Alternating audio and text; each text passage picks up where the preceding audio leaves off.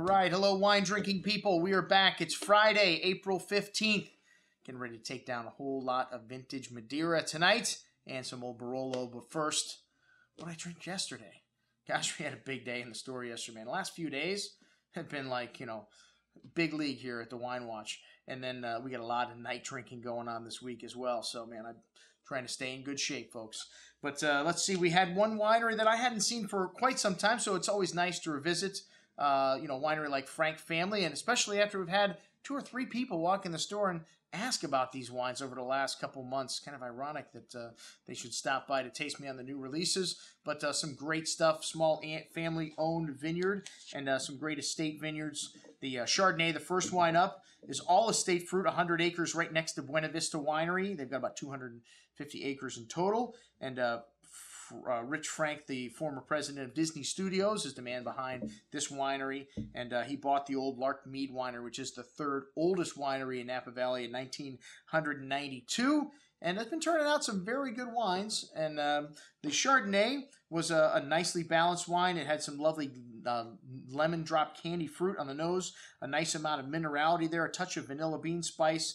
About 22,000 cases produced, so not a huge production wine, but pretty big. 22 grand is, that's a decent sized number. A nice amount of concentration on the tongue with that lovely ripe tropical fruit showing, and a good hand of acidity holding things firmly in place. Just a right touch of lightly toasted oak spice too. An excellent bottle of Chardonnay, $27.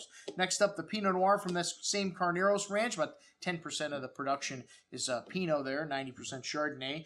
Only 35 cases of this wine come to Florida, so, a tiny amount here. Very pretty bouquet of fresh flowers, black raspberry, red cherry fruits, very forward and seductive.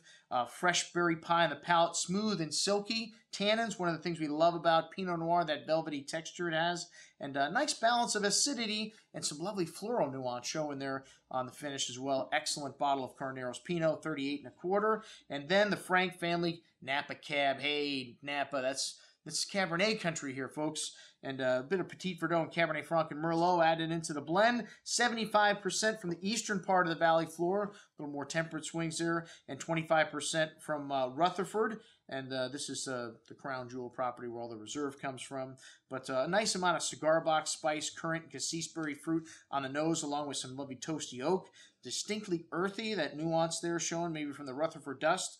About 15,000 cases of this wine produced, so fair amount around. Nice stuffing here on the palate with a good amount of that ripe currant and cassis-berry fruit showing. A nice cigar box spice note and some firm tannins there. Drinking nicely, but needs a little bit of a time to come together. This 07 vintage, outstanding from Napa. All right, and then the Zinfandel. You guys know how I feel about Zinfandel, but this one did have a little Cabernet in it. And, it also had a little bit of Syrah. So, the Zinfandels with the blend, my favorite ones have something other than Zinfandel in them. At 15% alcohol, still pretty ripe and jammy. But, at the end, finished fresh. One of the better Zinfandels that I've had. Pretty good stuff here from Frank Family. All right, next up, our good friend Tamer from Indigenous Selections.